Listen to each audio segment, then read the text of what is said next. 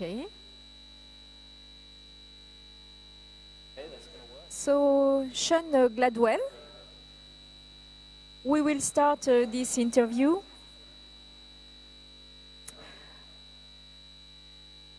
It's okay?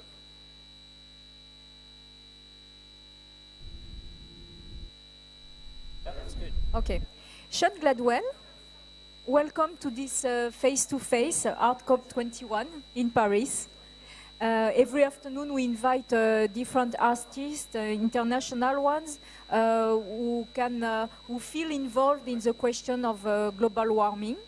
And you were born in Sydney, and today you are based in London. Your artistic work is around memory. You try to understand cultural history, personal history, and contemporary culture. You work with different media, video, painting, particularly oil painting, sculpture, and performance. Performance is the right word because you are very interested by the practice of extreme sports and the relationship to the urban environment.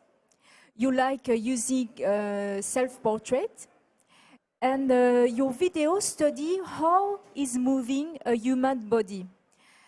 You take part to climate change hip-hop opera, and now you will show us a little bit of your work. Thank you, Lydia.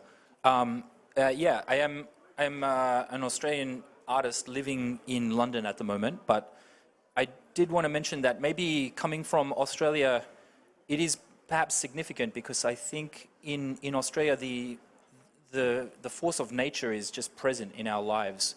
Even though most Australians live in cities and we're coastal dwellers, I think that the force of that environment is always and ever present in well, my thinking at least as an Australian. And I think that does, is that better if I keep a bit closer to the microphone? And so I think that does inform my artwork, this idea that when I was a child, going down to the ocean meant dealing with the Pacific Ocean in that part of the world, which is a very powerful force. And heading out of the city is to head into a vast arid space, which is incredibly inspiring. But also, in terms of, you know, I guess trying to perceive geological time, you're looking at a very ancient landscape in that part of the world, as is so many others. But I think I would just seek some inspiration from those experiences, maybe even before I knew it. You know, it was just kind of getting loaded into my young mind as an Australian boy. So this work that I'm showing now, I don't know if we can switch to it. I don't know if there's like a, it's up there.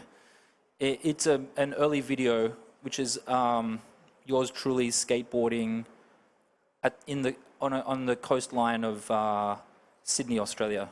And I wanted to show this work because it's probably a good example of this interest that I have of how we interface with the natural environment, how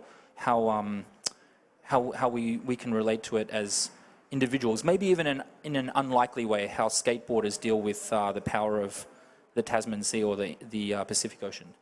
So this is just one of a series of videos where nature started to figure very strongly in the work. Where is it, this video? It's actually a very famous beach called Bondi Beach in Sydney.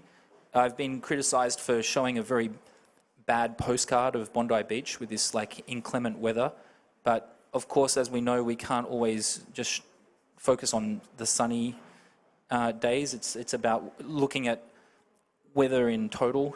So this was my version of a very romantic landscape.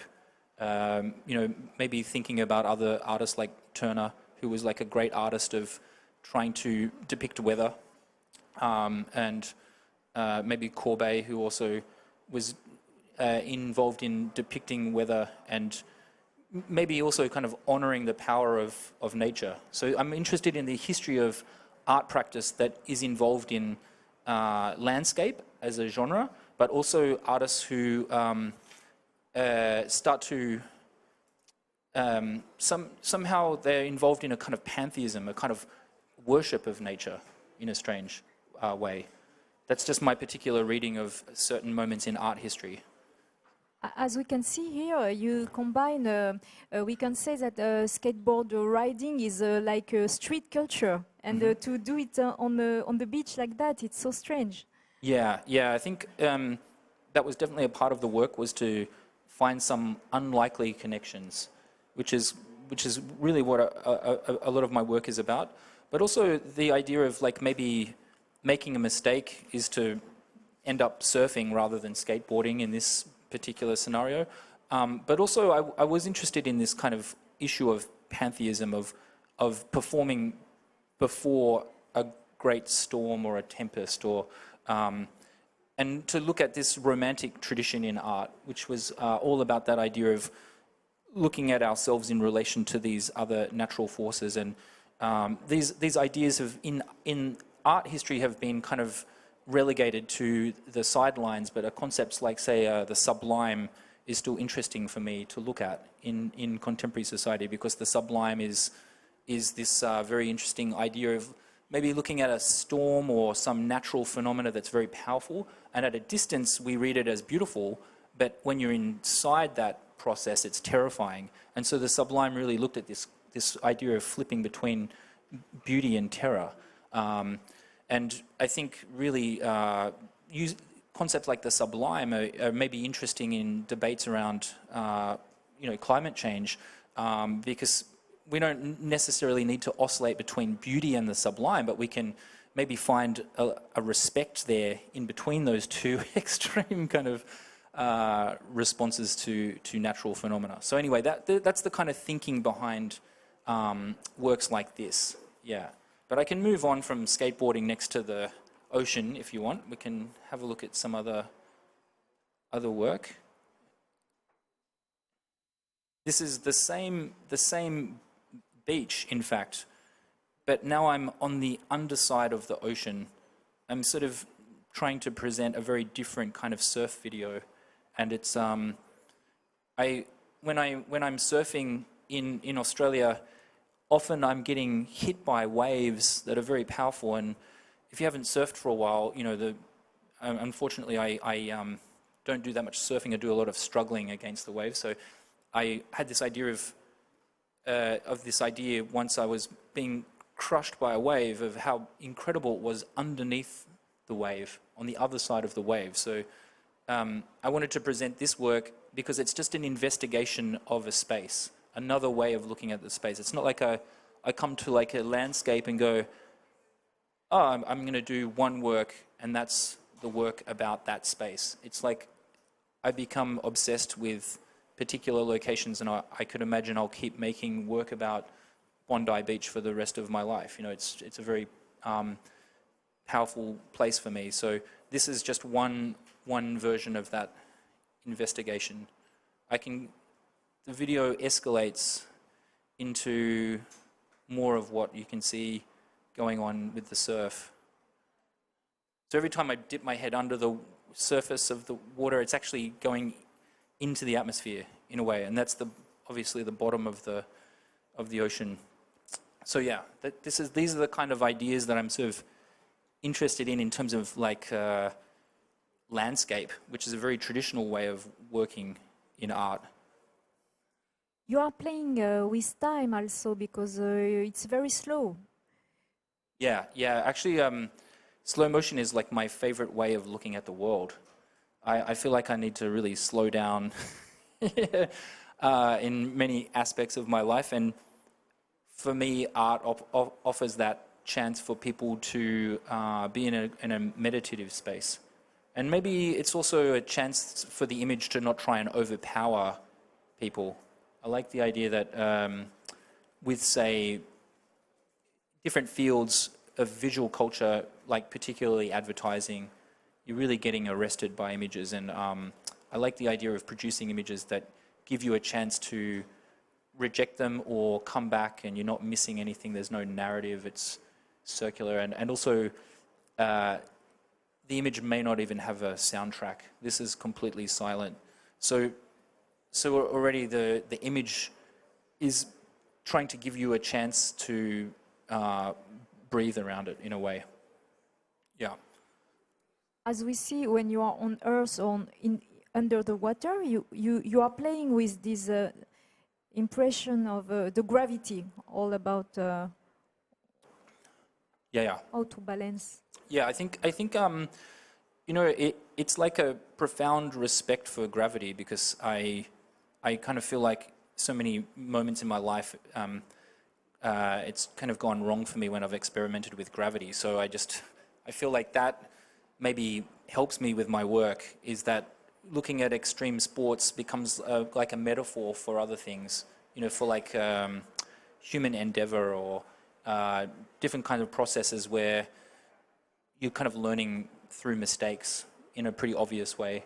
And those mistakes are kind of written into your body very painfully. So yeah, the work is also about a learning process in that sense.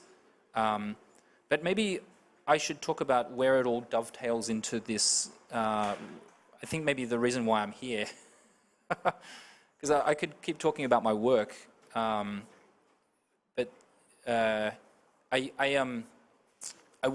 did present some work in the Venice Biennale in 2009, and I'm not sure if I'm going to get this right, but I think maybe a group of people, directors and curators, called MELD, an organization, they saw the work, and then they asked me if I would be interested to meet a scientist.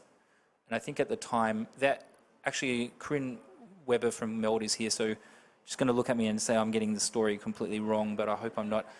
But I think at the time they were involved in like a multilateral project where they were connecting artists to scientists, and that was a kind of speed dating service for people who might not have had a social connection directly. And I was teamed up with Cynthia Rosenzweig, who's also here, which is also terrifying for me to talk in any relation to science, because of the expert is in the building. But for me, yeah, it was great because I got a chance to talk directly with a scientist who was involved in frontline research. And it was a connection that probably would never have been made otherwise. Like, I don't think I would have been able to access Cynthia in terms of a time like I've had a chance to through Mel's invitation. So that I just wanted to acknowledge that. And it's probably why I should fast track to why I'm kind of here. What did you learn with them? Well, it's not even learn in a definite sense. I think it's a generative thing. I think I'm still learning.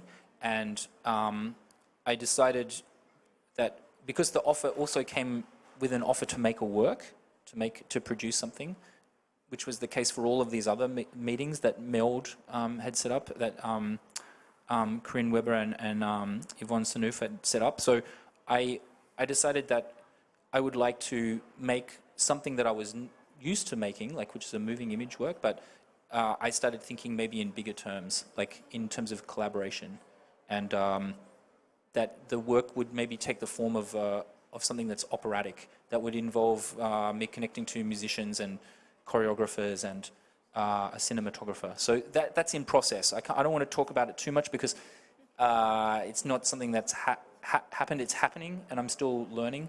But there is a sense of urgency with this entire field, and so it's great to be here and be in the midst of that process. But it's also a very dynamic thing because I'm really challenging myself in terms of what could be an artwork that somehow relates to, and even maybe describes some of the things that Cynthia has told me over the last 4 years. This is quite a challenge for me. I'm publicly announcing that challenge, I guess. So this photography is in Australia? Or? Yeah, this is actually quite close to where my parents live, which is on the south coast of New South Wales. And I just wanted to show this because it's not even really an artwork. It was just something that my mother took a photo of. I decided to bring a stool down and see what happened with these eastern grey kangaroos, who they're living in abundance there. on the beach and hopping through the forest. And when we didn't become so kind of bipedal, I wanted to know what happened when we weren't like upright. And I found out that you become a lot less intimidating for a kangaroo, and they just hop up and they want to talk to you. And so it was, but also I think I wanted to show this image because it was like interesting to have a conversation with a member of another species, which I think is kind of important also in this discussion around COP21.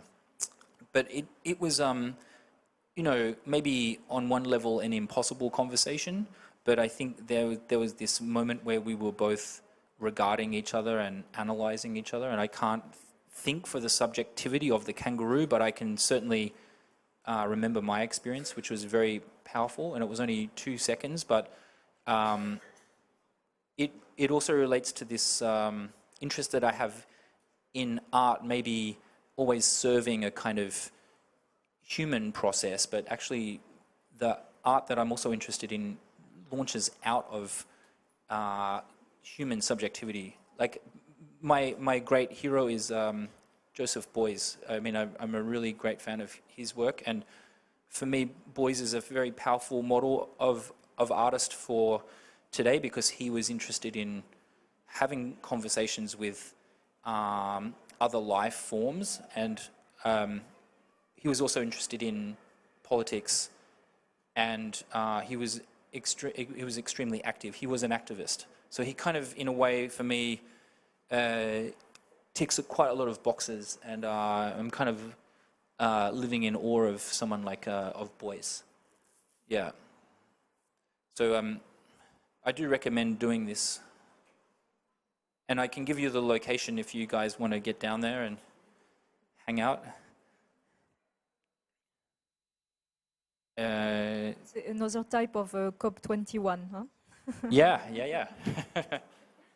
But then I did spend a lot of time in deserts, not just in coastlines and near or under the water.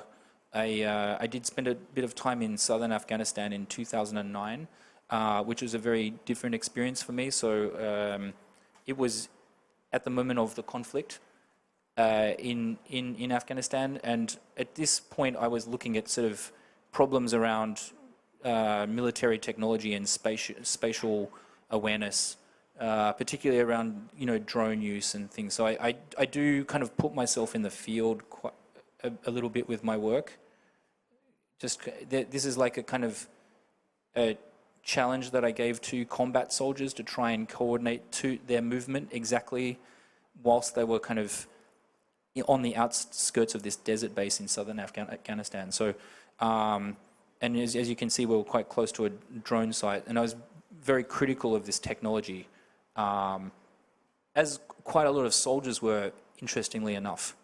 So I did want to mention that I'm also I'm interested in going to different places and analysing what's taking place through my own art practice.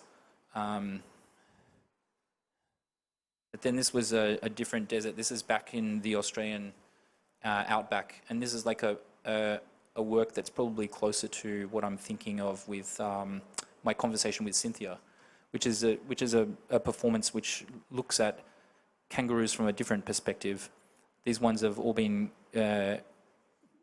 killed and left on the roadside, and then there's this kind of process of addressing that, you know. So it's a very different work.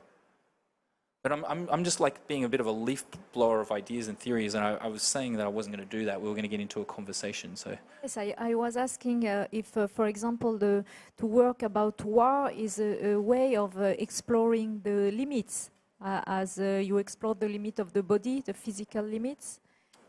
yeah, I think it's also probably the limits of communication, because for me, war is kind of like the nadir of human expression. It's what happens when human negotiations completely fail, and then you have this kind of belligerence that takes place. So it was about limits on a whole lot of levels, politically and physically. And also I had discussed this with Cynthia very briefly, but it was a very powerful conversation, that war is also an environmental disaster.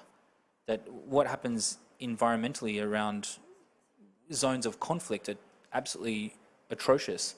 That not only is like human life disregarded, but pretty much the entire biosphere, because it's a kind of series of fairly desperate acts. So that was also something that I'm interested in re-looking at in terms of my conversation with Cynthia. So some of the work is about the body, and then sometimes the work does get political. I can't say that it's just one thing. I do think about the connection to politics in a lot of these works. How do you connect this with the earth, with the possibility to be involved in the environment? I think as an artist, I'm not sure. I mean, I'm just using word like politics, like massive. Like maybe the politics of even what we're involved in is pretty dynamic. You know,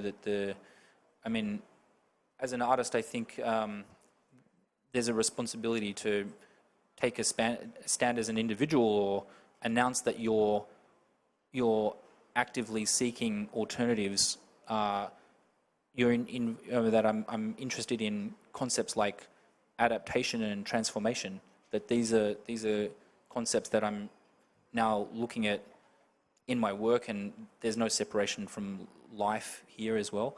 But also maybe I'm taking interest even in the politics of, say, climate change, because I think through meeting Cynthia, it's just kind of opened up the proverbial can of worms. You know, it's like I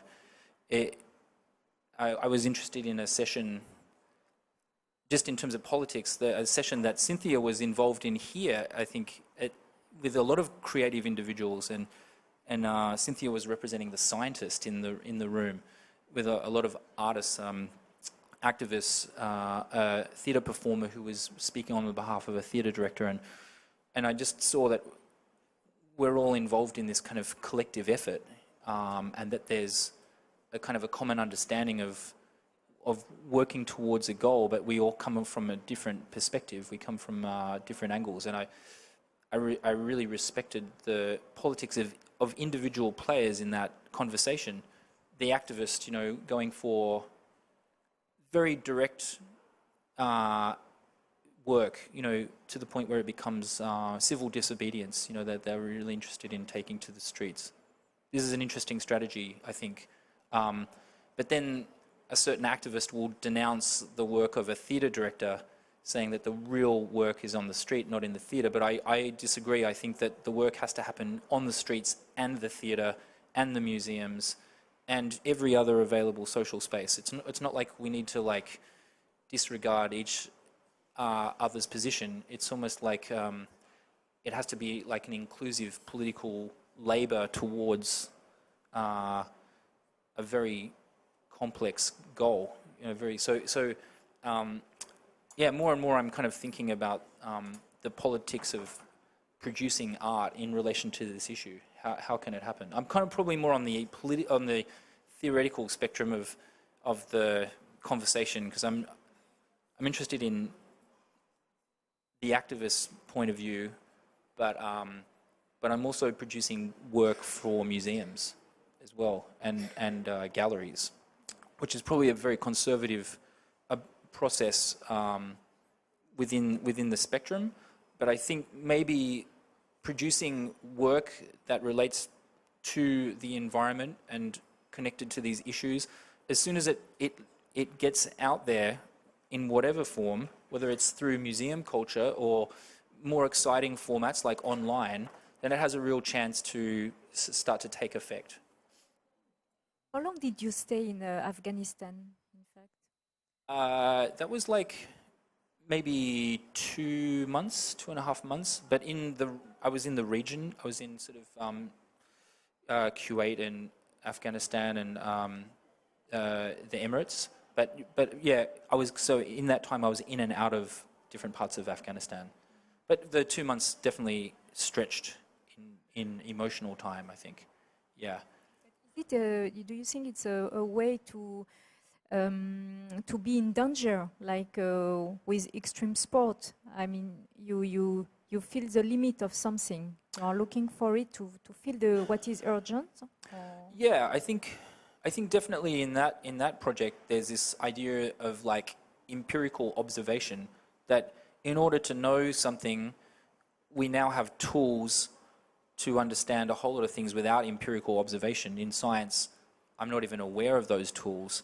I'm speaking way out of school here, but so empiricism is like a pretty limited way of understanding the world. But I unfortunately sometimes need that process. I need to be in the space. I need it to actually happen in front of me to understand it emotionally or intellectually, and that's kind of why I was there. You know, trying to feign neutrality in that case, which is a different conversation altogether. But I think that maybe I need to extend this idea of danger out to a more kind of general understanding of danger, because we're all in grave danger now. So in a way, the extreme sports just become a metaphor for other situations, other dangers. And I don't want it to be alarmist either. I think a thinker like Donna Haraway is really interesting for me, because she talks about being very responsive to projects, environmental art projects that are both connected to fury and beauty. And so whether we're talking about the danger that we're all kind of entering, there is also this kind of optimism in that, which is something that I'm getting from Cynthia, but also there's these kind of incredible connections that a single project can have. You know, for Haraway to mention her interest in fury and beauty all packaged in the same experience, it's incredible. And also, for my interest in danger, there is a kind of poetry to that, and there's also ways of thinking outside of danger. Like there is recovery, and there's the opportunity to kind of choose your dangerous activity. Where in fact, I think in this context, we're not really we're having to choose to minimize damage. There's no other choice in the greater conversation around climate change. But I did want to mention one thing about optimism in relation to danger. One thing that I've really taken away from conversations with Cynthia is this incredible optimism that she has, which is odd, really, when you look at the kind of facts from a distance, or you look at what the Anthropocene looks like with some sort of critical distance. And the optimism, I think, was incredible for me to kind of hear from Cynthia, because for a few reasons. That maybe when she was talking about the idea that it is a global conversation for the first time, we're dealing with something that's bigger than ISAF, bigger than the UN, bigger than trade blocks or treaties. It's pretty exciting. So I'm picking up on optimism vicariously or by proxy in the face of danger. Shaun Gladwell, you can say you are optimistic too, because you are looking everywhere kind of poetry, and especially in the things who are flying, the birds, the planes. You are very attracted by them. Yeah. I think optimism is a very powerful psychological state to be in, because you're kind of active when you're optimistic. You know, I think that optimism, say, in art, isn't always going to be the only dimension. I think that, you know, it just has to be like one of the outstanding elements in an experience. Like, I think when Haraway is talking about art being an admixture of fury and beauty, that's interesting for me, because it's not just one thing, it's a whole lot of things, because art is a pretty complex experience. It can't just be one element. But yeah, certainly the idea that we have the ability to move and we can kind of fly in a sense. The human body has, in conjunction with technology, achieved some pretty amazing stuff. That kind of freedom, I think, is fairly intoxicating. But then also on the other end of the spectrum, there's the debate between pessimism and realism. And is realism a kind of hard-boiled realism around these kind of scientific realities, dancing on that knife's edge of pessimism, which is a kind of realism. So that's a kind of another debate that I'm interested in. But for me personally, the way to explore it is from the optimistic position. Yeah. About realism, there is one of your work. The title is The Lacrima Chair. It's an immersive installation, but really immersive. Can you describe it? Yeah, I wasn't ready for this question because I don't have an image of that. You can explain. Yeah, it's another installation that was a recent work, and it was an aircraft chair that's under a waterfall. So it's a very bizarre thing. You know, it's a very strange object to have, but people are encouraged to sit in this aircraft chair and you know, experience this kind of deluge. And again, it's probably a way of me moving away from what a lot of art theorists have talked about as the evil of images, that, you know, you have an art experience and it's just this kind of image, and we're so used to that now. We're so used to processing images. But when you have an experience and it hits you on a few levels, you know, in terms of your senses are being overwhelmed, it's harder to forget that. And probably why I like the model of opera, why I'm thinking of opera in relation to this project that I'm doing with Cynthia, is because you can't really resist it in a way. If you decide to sit in the chair, you're going to get wet. And I loved this idea that for the people that were brave enough to sit in this chair, they were really affected. But also, I mean, being in a commercial airliner chair, it's probably the last thing you'd ever want is to feel water streaming from the inside of the fuselage. So people had to kind of make up their minds what it was actually about. You know, what was that bizarre set of relationships about? But I had a whole spiel, but I'm not going to. It'd be pretty boring. I need an image to get into that. I didn't bring that along. Sorry, guys. Yeah, sorry. You can find also some poetry in the middle of the war, because you have some pictures with soldiers. They look like dancing with weapons, something like that, and it's very special. Yeah, I think dance. I've become more interested in dance these days, and I sort of apply dance to everything.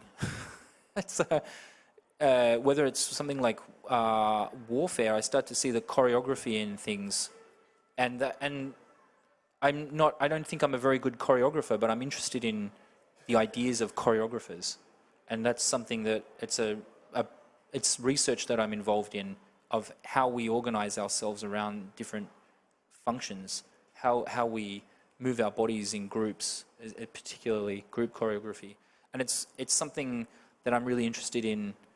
Also with Cynthia, because I'm very interested in being a part of it as an observer in a way of her research team.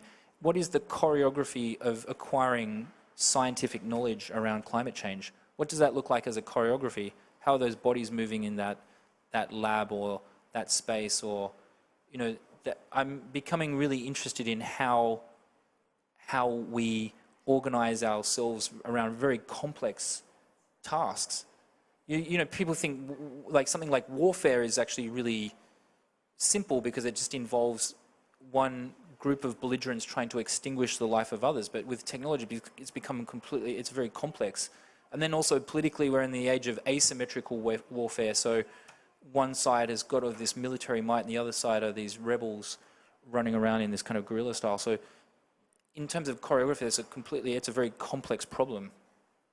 Politically, it's a nightmare, and bodies are exchanging in space, and it's very it's very complex. But equally, I think the production of scientific knowledge is very complex.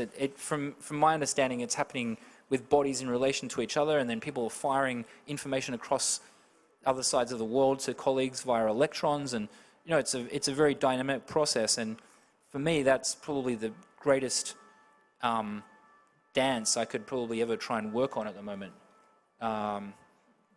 Anyway, that's. And at the same time, you are very interested by art history, and you work with oil painting, and it's very unusual today.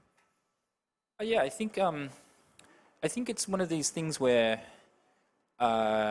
you learn something. Like when I was a student, I learned how to paint in oils, and I think that when you leave something like oil painting, it's maybe a bit sad that you just leave it for some other technology. For me, there's this French term that the Situationist International had, and this is a terrible. There's détournement. It's like a process of. Tony is here. I don't know. There's an art curator here who could tell me the correct pronunciation of that. But it basically says that all historical material is like a toolbox. That you should use it. It's not like you just leave something like oil painting because you don't think it has relevance in today's, technocracy. That oil painting is as valid as high definition video. So yeah, I'm out of the closet. I'm actually an oil painter, but we're using as many organic products as possible. Some traditional processes now have the ability to become more sustainable, I think. So if everyone was oil painting at a large scale, we'd also be in a pretty frightful position. It's like the conversation around good and bad architecture. You can have like sustainable architecture, and that's good because architecture's doing a lot of either good or harm in this conversation around climate change. But yeah, I wouldn't want to be using oil paint and mediums from the 60s too much these days. It's like leaded fuel, So anyway, yeah. And how did you have this idea to mix this interest for landscape at the same time, for painting, for extreme sport, for video, to explore all at the same time? I think in art that's not a big deal. I think from my kind of camp, being like a multimedia artist these days is not. It's not like reinventing the wheel really, because artists who I've just mentioned before, people like Joseph Beuys, he already was an artist that wanted to extend himself into the social field. And so I'm really just riding on the shoulders of these figures. But also I think you're obligated to the idea. If like an idea is more powerful, say as an opera, it has to be an opera. It's no use getting that idea and processing it as an oil painting. But alternatively, an idea that can be best packaged and maybe perform as a concept, as an oil painting, doesn't need to be an opera. Do you know what I mean? It's like it's almost like the idea itself needs to dictate the medium in which it's packaged in. So I'm only able to really speak in that way because of what happened in, say, the late 50s, the 60s onwards, around how artists make work.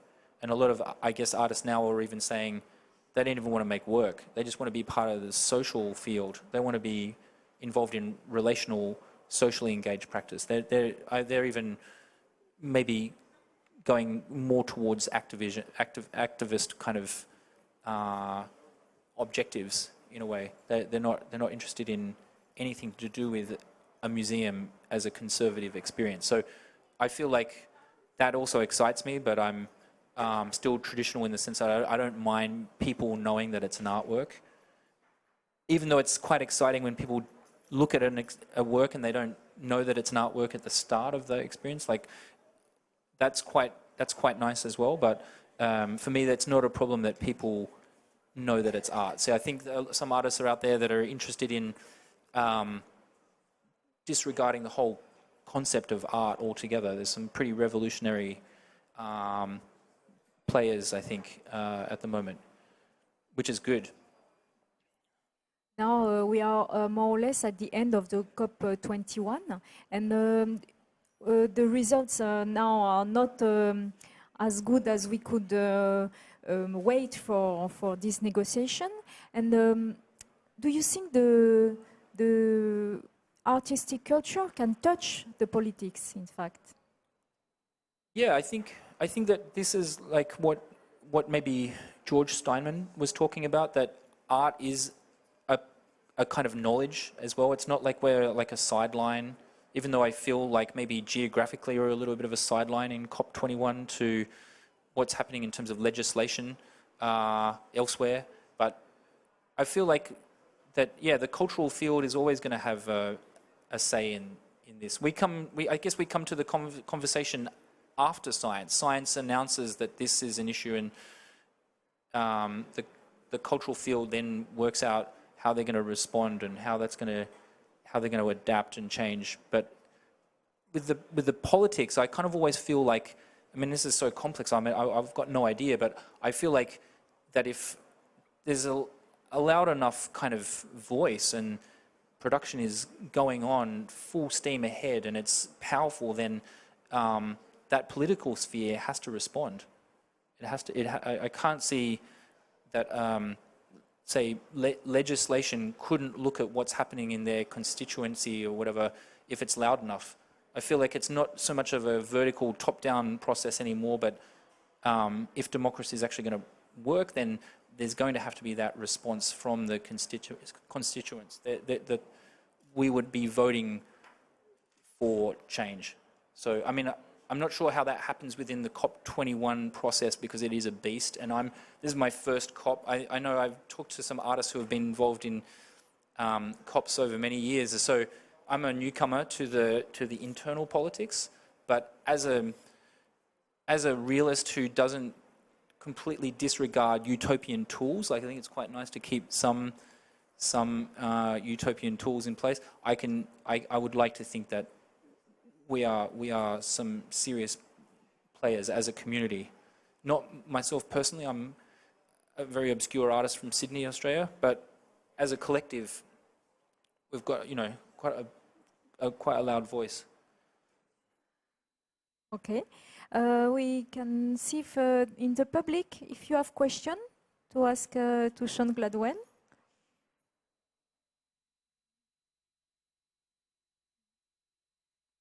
We do have a taker. Hi, Shaun. I'm Faye from Melbourne, Australia. Oh my goodness! Hi.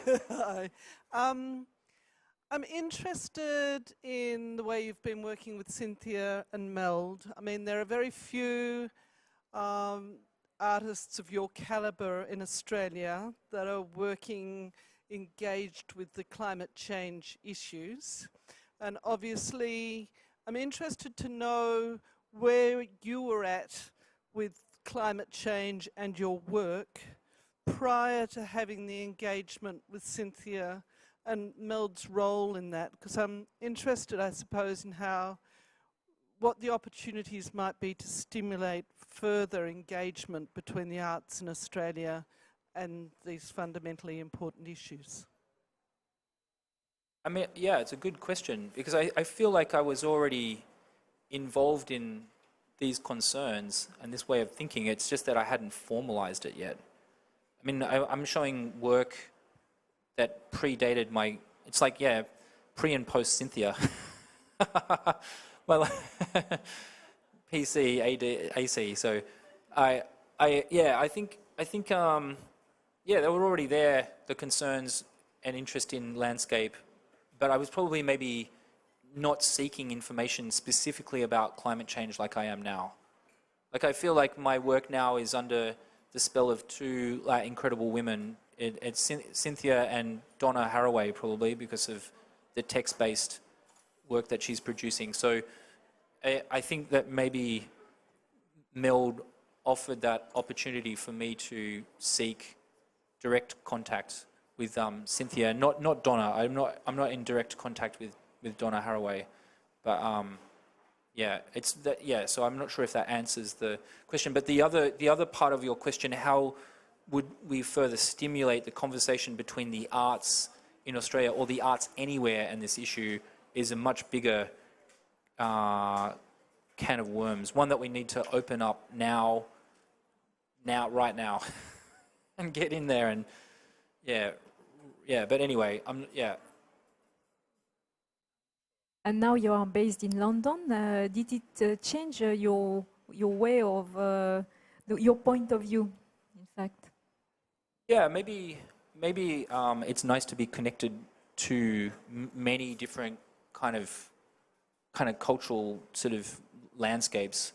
You know, I mean, maybe in Australia, I'm really involved in Australian politics and the Australian landscape, and I still am actually. But it's quite nice to be here and be in exchange with a lot of other peers and colleagues, and that's quite nice. But I'm probably at that moment where I'm still spending quite a lot of time in Australia as well. I can't claim to have just disconnected from that space. So yeah, but it's good to be in. Maybe there's something a bit brutal about London.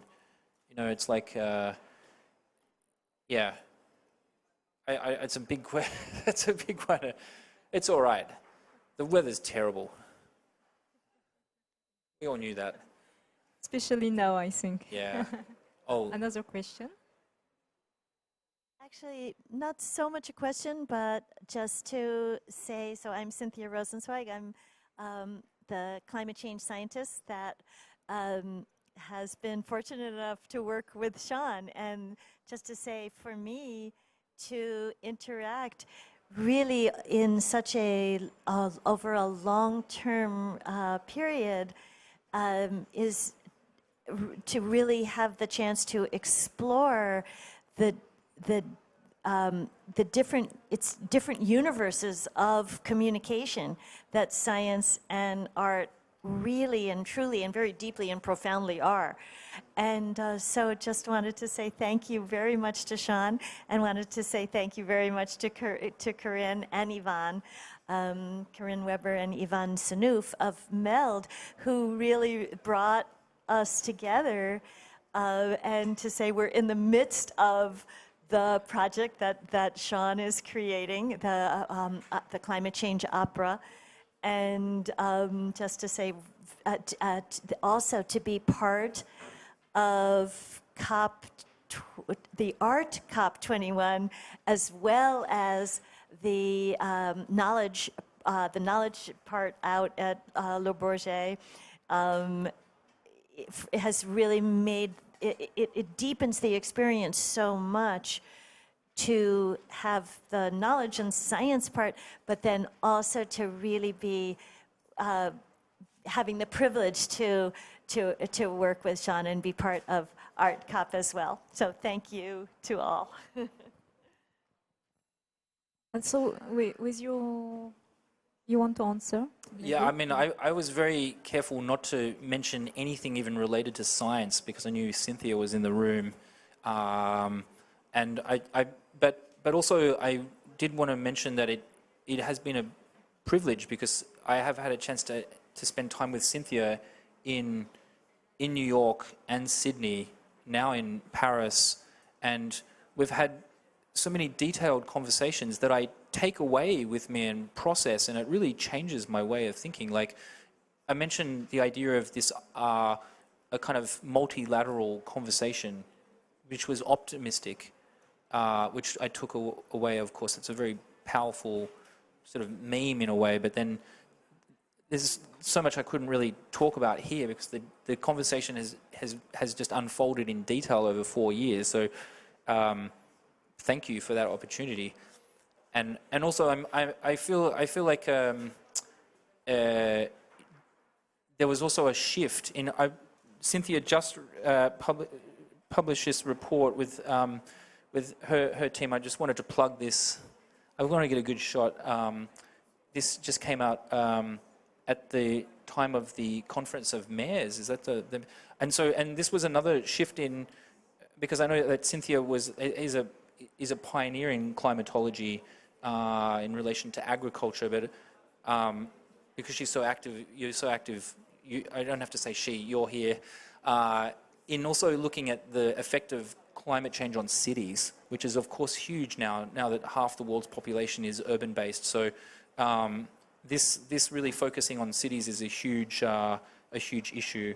The cities as the kind of the pharmacon, both the cure and the cause, all wrapped into the same the same kind of package, really is a very exciting kind of challenge. So this was it looks like it's Sao Paulo. They went for the Sao Paulo image on the cover, but anyway, that's my plug. One of the many dynamic turns in the conversation was this look at cities and the fact that city mayors are actually huge players in this conversation. That the mayors really have what, say, federal politics in any country doesn't have, which is a connection to the citizens and denizens of very densely populated sites, and that's really where the change can happen. So anyway.